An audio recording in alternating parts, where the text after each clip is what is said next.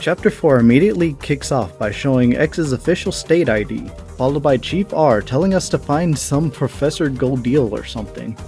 And it then goes on to explain that the professor worked on force metal research, but now lives a nice quiet life away from the government and away from the war.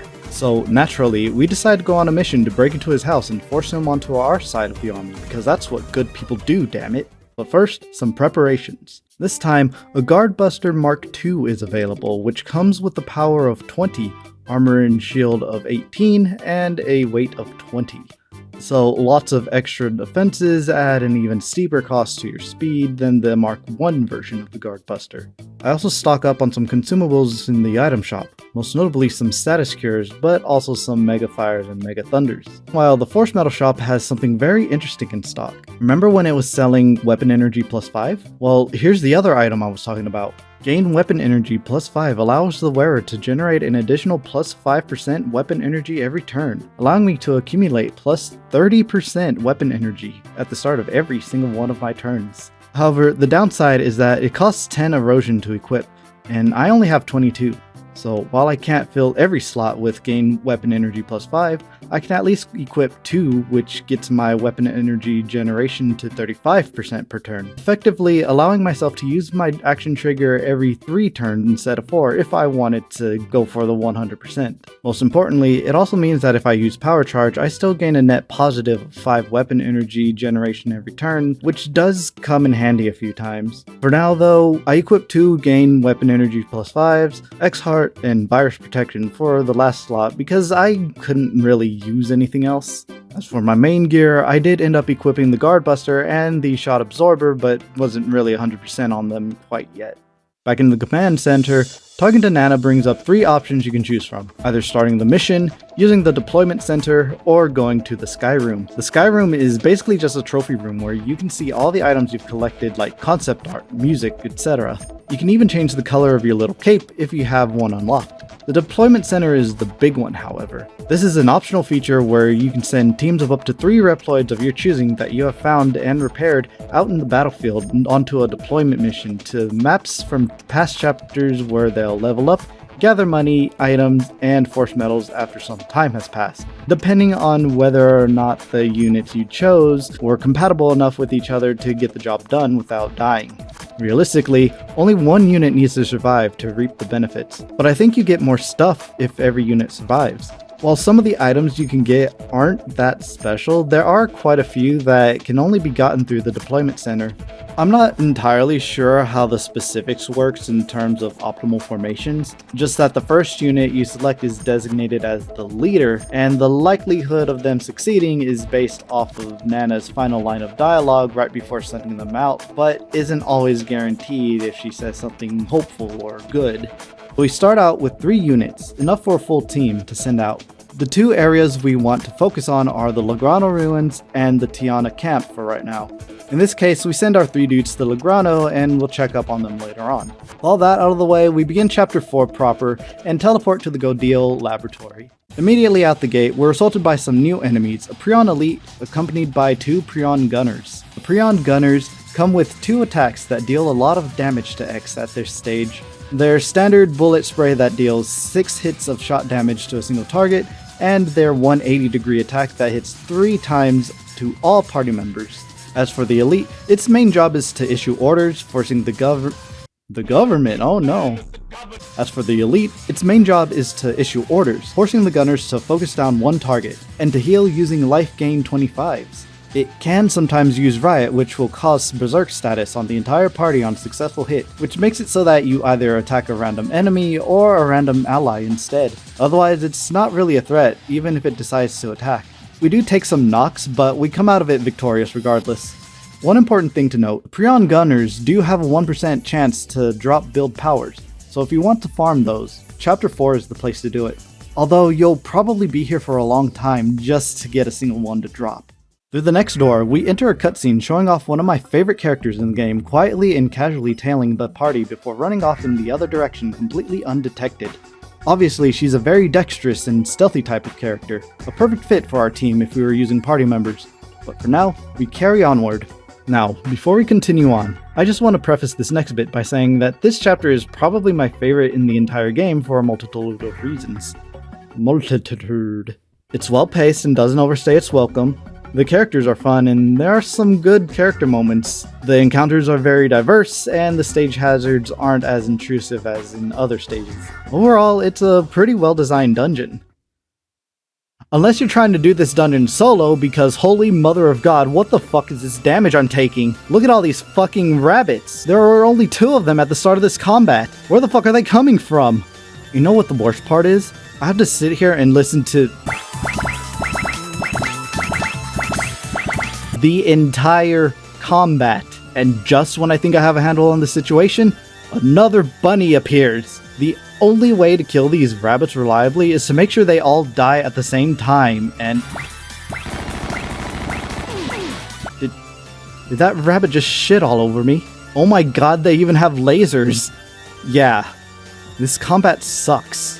Luckily, I won, but at what cost? Look at my sub-tanks, 151%, and we just started the chapter. So we take the elevator and find a Prion Spark to send to the deployment center. That's how getting new units to deploy works. And continue forward to encounter another 2 rabbits, accompanied by 2 Pararoids.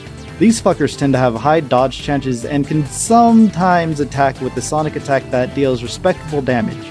Most of the time though, they'll turn themselves into a ball of energy on their turn to max out every stat of the creature that they merge themselves into. This can be especially annoying when they beef up an enemy that already hits hard, like the Killer Mantis or radar killer enemies you'll sometimes encounter in this chapter. However, not wanting to deal with buffed up rabbits, we elect to flee after taking a bunch of knocks. Yeah, our resources are already pretty spent, and we haven't even taken 20 steps into this dungeon. Soon after, we find ourselves face to face with a dash puzzle.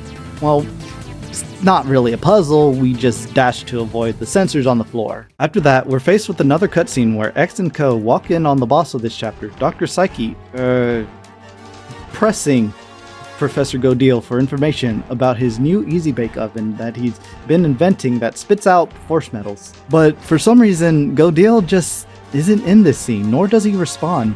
It's really weird and awkward for everyone. Even when X, Spider, and Massimo show up, there's no sign of the professor anywhere. Perhaps the professor was just a figment of Dr. Psyche's imagination. It's okay, Dr. Psyche. The accident was 10 years ago. It's time to let go. Anyways, he sends out 2 Prion Elites at us. This fight isn't hard, just annoying since they have a chance to block my shot damage and circle jerk their healing a little bit too hard. I basically just used hyper mode for this fight, which turned out to be the correct call because this fight immediately leveled me up to level 17. After the fight, we turn our attention to our favorite thief Marino, as she's... Oh. Okay. Okay, who added jiggle physics to the robot girl? I want names. Like, seriously. Those things cannot be good to equip onto a stealth bot, right? It's not just me, right? Anyways, Marino wanders into the room where Professor Gaudile was stashing away his anime girl waifu he built from scratch called Cinnamon. This is where we find out what Marino is really after, the Easy Bake Oven that Professor Gaudile had invented. Luckily for her, she kills 2 woodpeckers with 1 well-placed laser beam and learns that Gaudile had apparently installed his new Easy Bake Oven into the chest of an anime girl waifu. Yes, the very same anime girl waifu that Marino is currently talking to. That isn't even a joke, by the way. Marino is literally staring at Cinnamon's bare robo chest at the force metal generator built inside of her and is ogled by the sight. Gaudile, what the fuck were you on when you made this? This results in a bit of an ethics dispute between Gaudile and Dr. Psyche, where Psyche questions whether or not it's ethical to install potentially deadly weapons of war into little girls. But then he remembered that he's supposed to be the villain here and decides to leak Gaudile's nudes on his twitter.com. I know there was a joke already made about this somewhere, but I can't remember where. Anyways, Marino decides to adopt this child and steal her away to protect her from these weird old men trying to use her for war or something. Snap back to reality, we obtain a build weapon energy and build life energy for extra starting weapon energy and some extra life energy. I also remembered that I still had that build hyper from defeating Silverhorn last chapter and finally decide to not use the damn thing. To explain build hypers very briefly, using one literally increases the amount of hyper mode activations you have by 1, increasing my number of activations from 6 to 7 turns. There are only 12 build hypers in the game, but sadly we won't be seeing our next one for quite some time. Still though, 7 turns of X-Fire is, well, fire. I do end up backtracking just a little bit to find this room full of items and a big monkey we can send to the deployment center. As for the items, we get Protect +1, some tank parts, some money, and tank energy 50. Not bad. Tank parts in particular are worth noting because this makes the 4th segment we need to create another sub-tank, bringing our maximum amount of tank energy to 400% up to 300%. Hooray! The dungeon goes pretty smoothly from here on out. I run into some encounters, finish some other encounters, but overall it's been a pretty leisurely experience learning which encounters are worth taking on or running from. I do trigger one of the floor sensors and encounter a killer mantis, which was difficult but not impossible. Nothing too interesting happens outside of collecting some items and doing some random encounters, but I do finally use my build hyper at some point. You can encounter some big monkeys occasionally, which is only worth bringing up because there are only 4 enemies in the entire game that have a chance to drop gain hypers, albeit at a 1% drop rate of course, outside of a couple of bosses. Upon reaching him, Professor Gaudile calmly explains the theft that his former colleague has committed. Spider, not understanding why Gaudile can't just buy more cinnamon for his Cinnamon Toast Crunch, explains that we're trying to help Gaudile out of the goodness of our hearts or something, which calms him down long enough to explain about his weird obsession with easy bake ovens and questionably aged anime waifus. X, not knowing what a waifu is, decides to help the professor, bless his heart, and we move forward to find some goodies in the next room. We pop the build armor and build speed down our ear holes and obtain a 3rd gain weapon energy +5, which will be useful once we reach 30 immunity. Marno spontaneously combusts. Oh, never mind. It was just Psyche and his goon squad here to steal Gaudile's easy bake oven. Well, I suppose there's nothing left to do except— Get her! Okay, I think she's dead. Jesus. Cinnamon then runs over and gives Marno a taste of some freshly baked bread she made, which actually turns out to be the kind that heals you, meaning that she accidentally discovered garlic bread. Ecstatic by this discovery, Dr. Psyche can now live his dream starting a restaurant back home that serves only the most authentic Italian cuisine called Olive Garden, and now intends to keep Cinnamon for himself.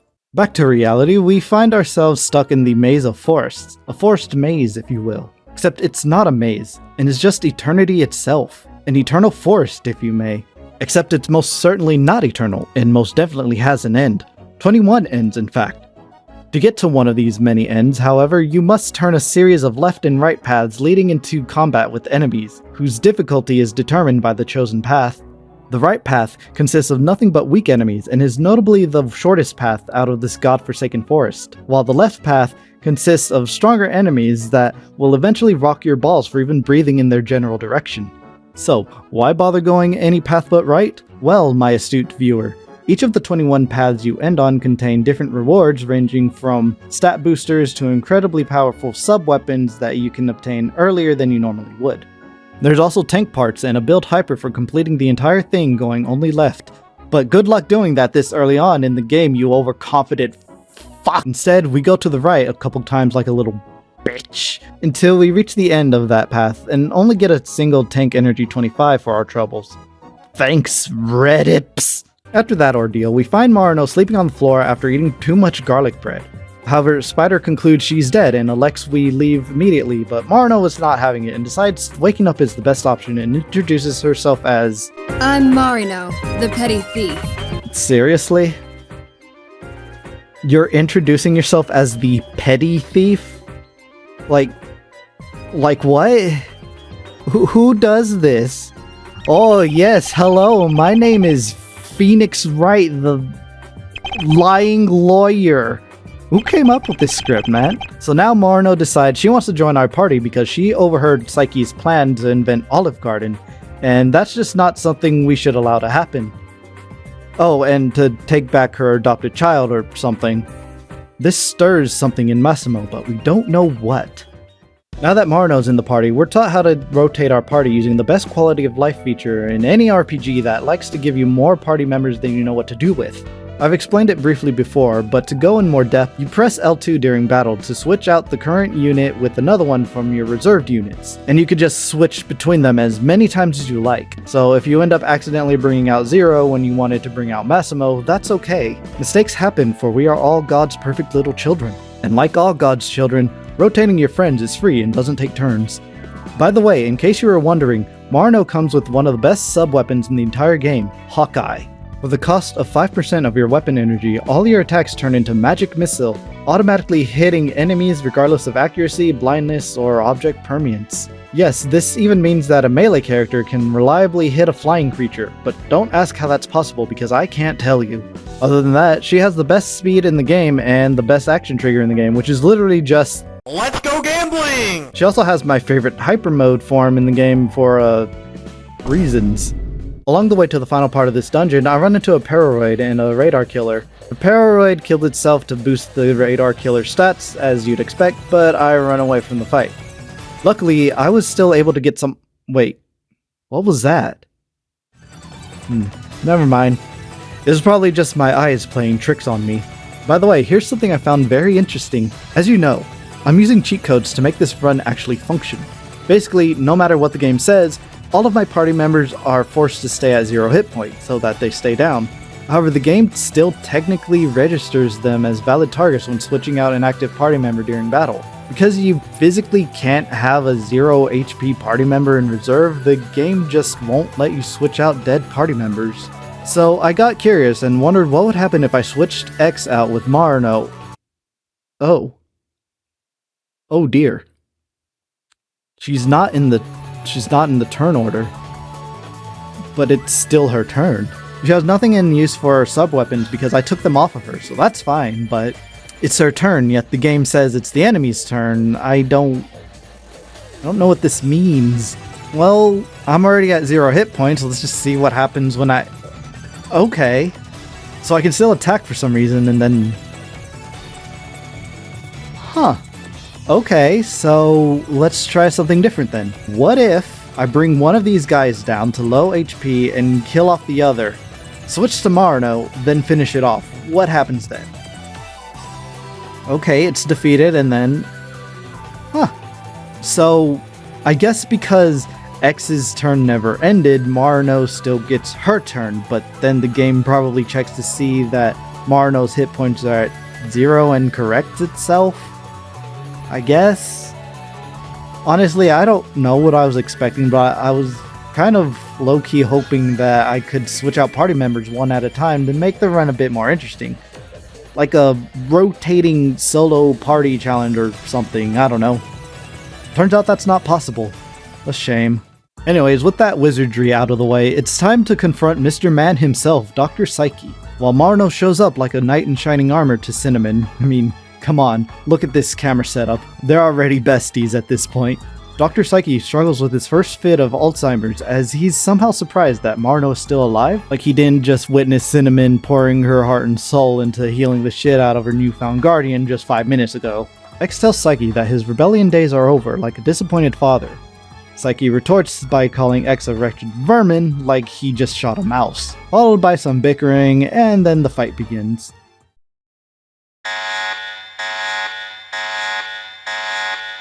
Perfect! You'll make a good specimen. Dr. Psyche has 12,000 life energy and takes normal damage from fire, water, and thunder attacks. What, did you think they'd make you fight a fire boss or something? First thing you'll notice is that he summons 3 clusters of little doodads called needles.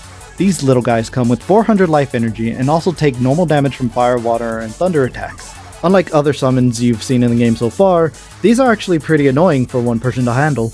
Each one has access to a 3-hit shot type attack that deals a bit of damage, as well as 5 different attacks that have a chance of inflicting various status ailments.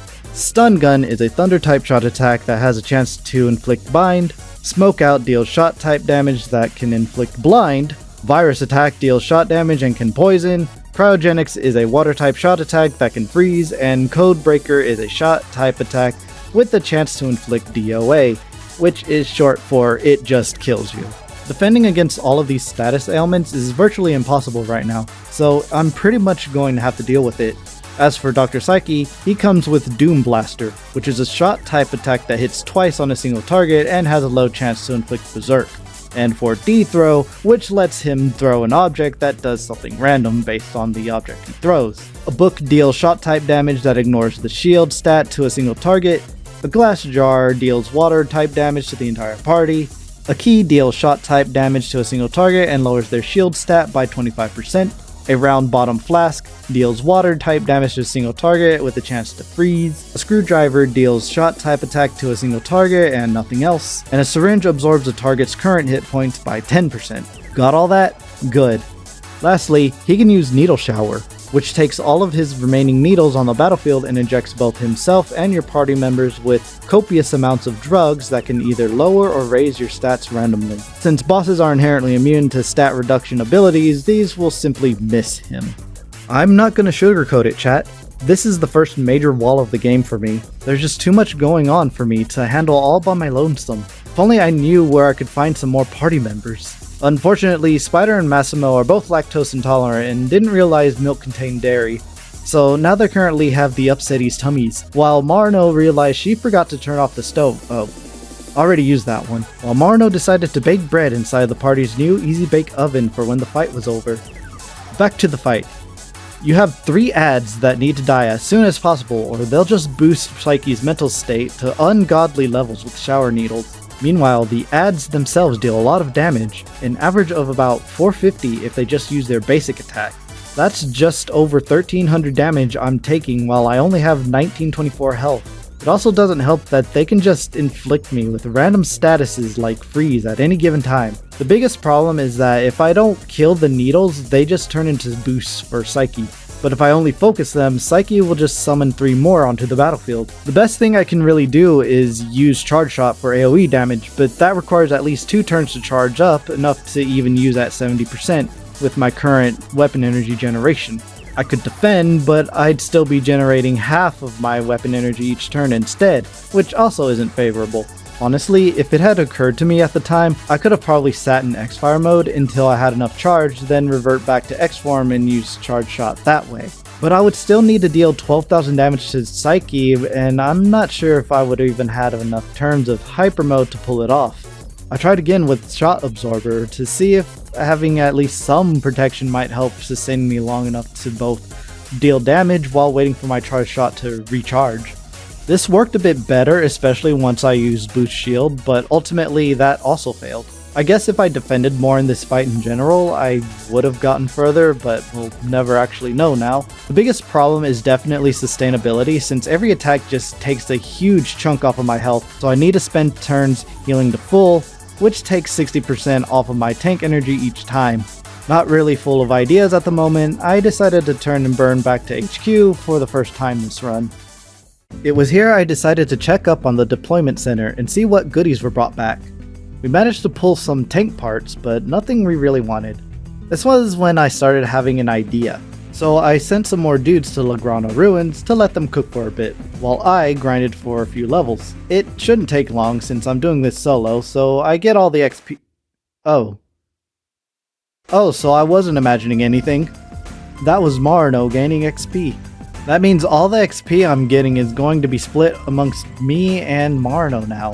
For some reason, party members in the reserve slot still gain experience despite being legally dead for tax reasons. I can't even begin to guess what the game is doing at this point, but it would seem that recruiting Marino was an active nerf to me personally. Unfortunately, I don't have a solution for this, so we'll just have to deal with the fact that the more our party grows, the less XP I get, like a normal player. I decided to try my luck with the Eternal Forest Gauntlet once again and went left, left, left, left, right, left, right. This was a mistake for a multitude of reasons. First, I ended up using all but one of my gain hypers, and 2, these fuckers. These Wolfoids hit hard, have too many hit points, and there's 4 of them, they smell bad, and they can do this shit.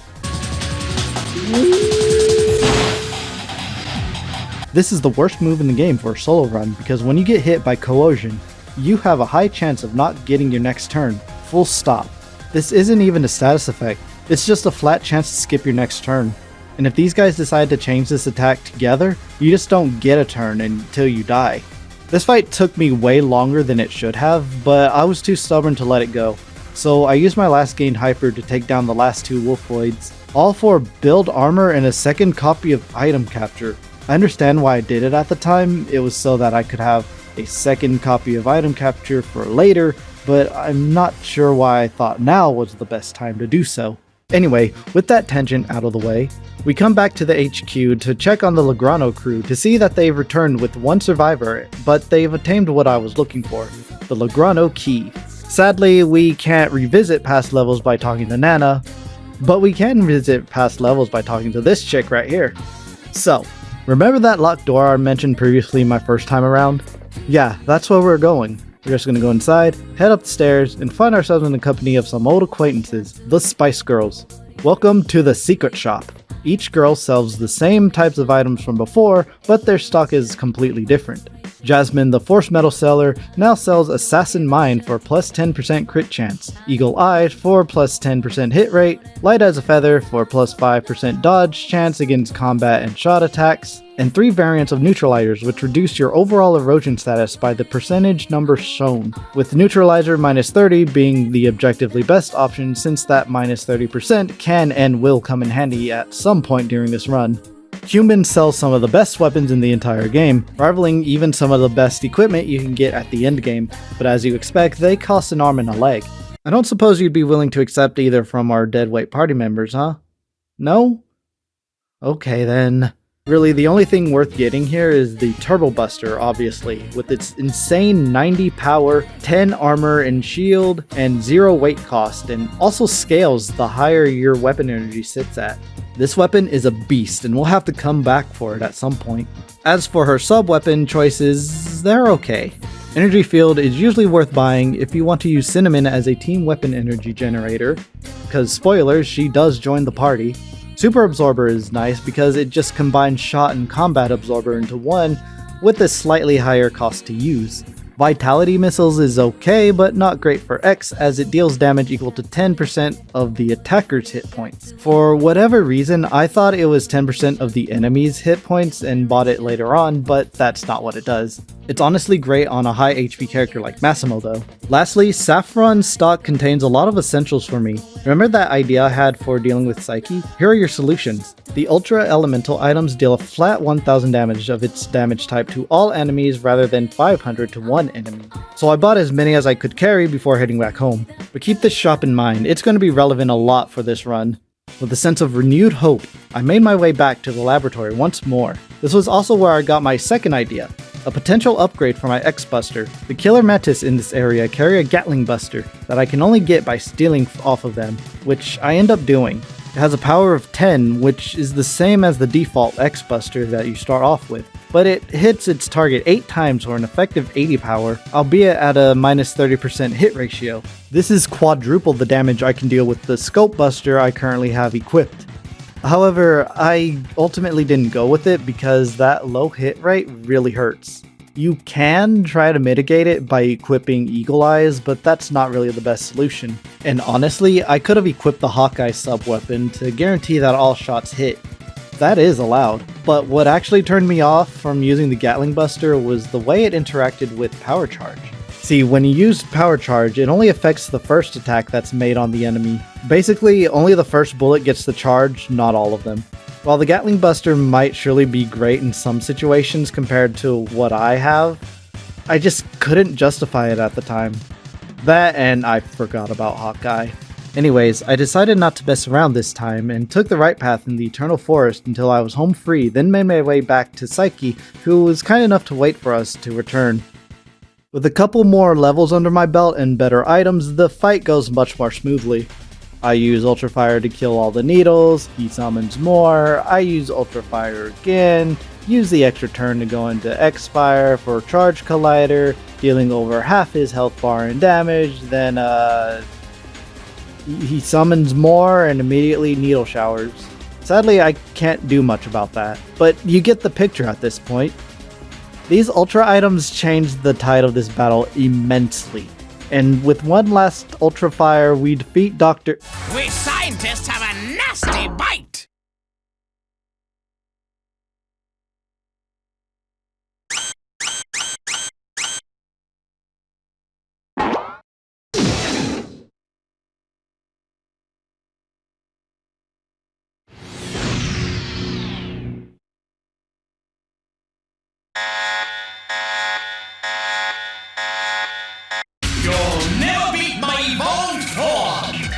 That's right.